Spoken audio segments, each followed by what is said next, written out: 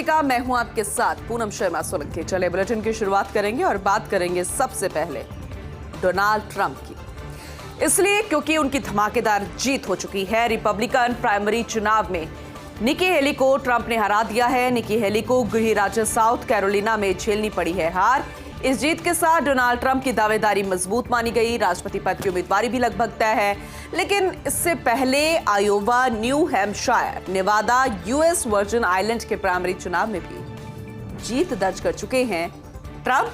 शानदार वापसी, शानदार जीत इसे माना जा रहा है।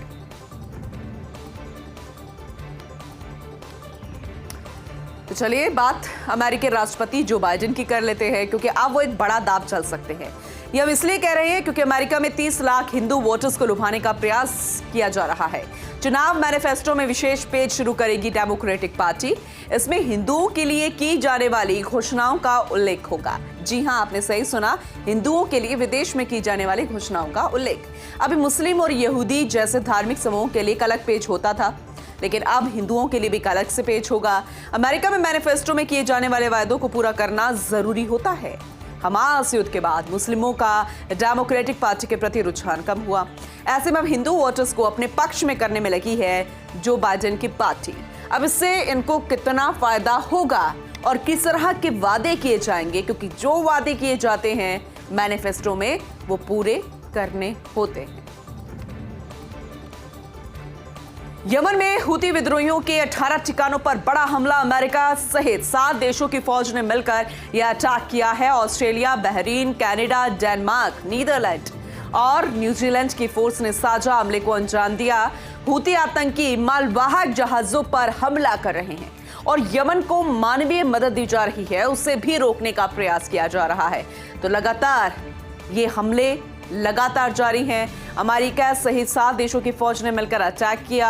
यमन में हुती विद्रोहियों के 18 ठिकानों को ध्वस्त कर दिया गया है। अब देखने वाली बात होगी कि आगे से किस तरीके से जवाब दिया जाएगा, या फिर ये तमाम देशी ताकतें एकजुट होकर तैयार खड़ी नजर आएंगी।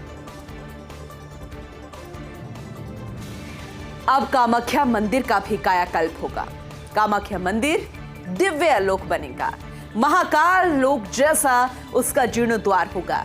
करीब 700 करोड़ रुपए की लागत से कायाकल्प करने की बात सामने आ रही है और इसे लेकर असम सरकार ने डीपीआर तैयार कर ली है। जी हां, 15वीं सदी में यह मंदिर जो बना था वो 21वीं सदी के हिसाब से अब बनता नजर आएगा। 3000 वर्ग फीट मंदिर कैंपस बढ़कर 1 लाख वर्ग फीट हो जाएगा। जी हां, गुवाहाटी में नीलांचल पर्वत पर स्थित है। 52 शक्तिपीठों में से ये एक मंदिर, इसमें मान्यता जुड़ी है और अपने आप में बेहद अनोखा खास मंदिर। दूर दूर से श्रद्धालु आते हैं, लेकिन अब इसका जीर्णोद्वार होने जा रहा है। केंद्रीय चुनाव आयोग का बड़ा फैसला। पश्चिम बंगाल में केंद्रीय बलों को भेजने का फैसला। लोकसभा चुनाव की तारीखों की घोषणा से पहले ही निर्णय हो गया है। मार्च के पहले सप्ताह में ही 150 कंपनियां बंगाल पहुंचेंगी। 100 कंपनी 1 मार्च को, जबकि बाकी 50 कंपनी 7 मार्च को पहुंचेंगी। और चुनाव की जो तैयारियां वहां चल रही है उसके संबंध में स्थिति का जायजा लेगा चुनाव आयोग। आयोग की पूर्ण पीठ 3 मार्च से 5 मार्च तक बंगाल में ही रुकेगी। दरअसल ये एक प्रोसेस होता है चुनाव आयोग का। प्रदेश में पहुंचा जाता है, सभी प्रदेशों में पहुंचकर चुनाव की तैयारियों का जायजा भी लिया जाता है। तो आने वाले समय में लोकसभा चुनाव है और अन्य राज्यों में विधानसभा चुनाव भी है, तो उसके मद्देनजर चुनाव आयोग का तैयारियों के संबंध में स्थिति का जायजा लेना अपने आप में बेहद खास है। 3 मार्च से 5 मार्च तक बंगाल में ही चुनाव आयोग की पूर्ण पीठ रहेगी। भाजपा का मिशन लोकसभा चुनाव 2024। कोर ग्रुप की बैठक में एक अहम मंत्रणा हुई है और ये मंथन लगातार जारी भी है।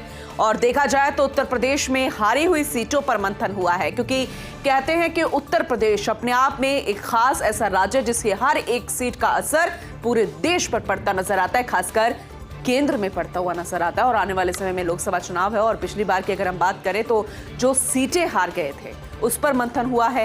साथ ही रायबरेली और मैनपुरी सीट के लिए भी खास रणनीति बनाई गई है। इसके बाद बंगाल की 42 लोकसभा सीटों पर महत्वपूर्ण चर्चा हुई। संदेश खाली में हुई बर्बरता पर भी विशेष रूप से चर्चा की गई। बंगाल की बात करें तो 42 लोकसभा सीटों में से 35 पर बीजेपी की पैनी नजर है। तेलंगाना की 17 लोकसभा सीटों पर अकेले चुनाव लड़ेगी भाजपा। छत्तीसगढ़ में 4 सीटों पर एसटी कैंडिडेट्स को मैदान में उतारने पर चर्चा हुई और 2019 में हारी कोरबा और बस्तर सीट को लेकर भी विस्तार से मंथन किया गया है। तमाम वो राज्य हैं जिनकी सीटें महत्वपूर्ण भारतीय जनता पार्टी के लिए, और उत्तर प्रदेश इसलिए भी खास क्योंकि अभी अभी राम मंदिर की प्राण प्रतिष्ठा हुई है और वाराणसी जो कि प्रधानमंत्री नरेंद्र मोदी का संसदीय क्षेत्र है और डबल इंजन की फिलहाल सरकार है, तो इसलिए फायदा उठाने की कोशिश इन सभी मुद्दों को लेकर की जा रही है। मंत्रणा भाजपा की जारी। महाराष्ट्र कांग्रेस एक और फूट। दरअसल 55 कांग्रेस पार्षद हुए भाजपा में शामिल। अशोक चौहान की मौजूदगी में भाजपा में शामिल नांदेड़ा वाघाला नगर निगम के सभी पार्षद बताए गए हैं और हाल ही में कांग्रेस को छोड़कर भाजपा में शामिल हुए थे चौहान, और अब इस तमाम पार्षद जो है सभी ने भाजपा का दामन थाम लिया है। राज्यसभा के लिए निर्विरोध निर्वाचन के बाद पहली बार नांदेड़ पहुंचे थे और अब एक ये अहम पलड़ा जो भाजपा का भारी होता नजर आ रहा है, उसमें भी इनकी एक अहम भूमिका नजर आ रही है। केंद्रीय कर्मचारियों को मिलेगी बड़ी खुशखबरी। दरअसल मोदी सरकार अगले महीने डीए में बढ़ोतरी का तोहफा दे सकती है। मार्च की हम बात करें तो महंगाई भत्ते में 4% की बढ़ोतरी कर सकती है सरकार। केंद्रीय कर्मचारी और पेंशन भोगियों दोनों को ही बड़ा फायदा इससे होगा। दरअसल 4% बढ़ोतरी के बाद महंगाई भत्ता बढ़कर 50% हो जाएगा। तो एक बार फिर से आपको ये जानकारी दे दें, दरअसल केंद्रीय कर्मचारियों को ये बड़ी खुशखबरी है। मोदी सरकार अगले महीने डीए में बढ़ोतरी का तोहफा दे सकती है। लोकसभा चुनाव आ रहे हैं और ऐसे में सभी पार्टियां एक्टिव मोड में जुटी है, लेकिन ये जानकारी मिली है कि लोकसभा चुनाव से पहले मायावती को बड़ा झटका। सांसद रितेश पांडे ने पार्टी की प्राथमिक सदस्य से इस्तीफा दे दिया है और बीजेपी का दामन थाम सकते हैं रितेश पांडे। अंबेडकर नगर से सांसद है रितेश पांडे। पत्र लिखकर बसपा की सदस्यता से इस्तीफा दे दिया है पांडे ने। बसपा सुप्रीमो मायावती पर मिलने का समय ना देने का उन्होंने आरोप लगाया। कहा कि उनकी सुप्रीमो उन्हें वक्त नहीं दे रही है, उनकी समस्याएं नहीं सुन रही है, बातों पर गौर नहीं फरमाया जा रहा। इससे वो आहत हो गए। हालांकि तमाम और भी कई ऐसे मुद्दे हैं, लंबे समय से वो नाराज भी चल रहे थे, लेकिन अब बड़ा झटका है। सांसद रितेश पांडे ने पार्टी की प्राथमिक सदस्य से ही इस्तीफा दे दिया है। लेकिन अब देखना होगा मायावती का किस तरीके का रिएक्शन इस इस्तीफे के बाद सामने आता है। राहुल गांधी की यात्रा आज राजस्थान में प्रवेश करने जा रही है। शाम 4 बजे यात्रा धौलपुर जिले में प्रवेश करेगी। इस दौरान बॉर्डर पर फ्लैग एक्सचेंज सेरेमनी होगी। Uttar Pradesh PCC chief Ajay Rai, Rajasthan PCC chief Govind Singh Dotasra को यात्रा का झंडा देंगे। फिर यात्रा में 1 मार्च तक ब्रेक रहेगा। 2 मार्च को दोपहर 2 बजे धौलपुर से राहुल गांधी फिर से यात्रा शुरू करेंगे। फिर आगे काफिला बढ़ता रहेगा, उनकी यात्रा बढ़ती रहेगी। मध्य प्रदेश में जाकर एंट्री लेगी, लेकिन धौलपुर ये मेन खास राजनीतिक सियासत का अड्डा बन चुका है और ये बेहद खास आज की तस्वीरें आपको दिखाएंगे जब फ्लैग एक्सचेंज सेरेमनी होगी और राजस्थान में कांग्रेस की राहुल गांधी की भारत जोड़ो न्याय यात्रा की एंट्री होने जा रही है।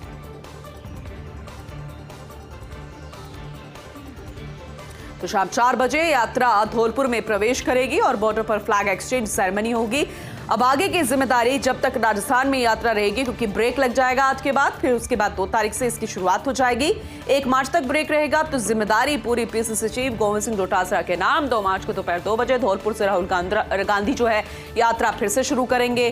कैसे इस यात्रा को सफल बनाना है, राजस्थान में इसका असर कितना पड़ेगा, राहुल गांधी का क्रेज लगातार बना रहे, भीड़ ज्यादा जुटे, उनके समर्थक कांग्रेसी उत्साहित नजर आ रहे हैं। एक बार फिर से राजस्थान में कांग्रेस खुश और उत्साहित नजर आ रहे हैं इस यात्रा को लेकर, लेकिन लोकसभा चुनावों में इसका कितना असर पड़ेगा ये देखने वाली बात होगी।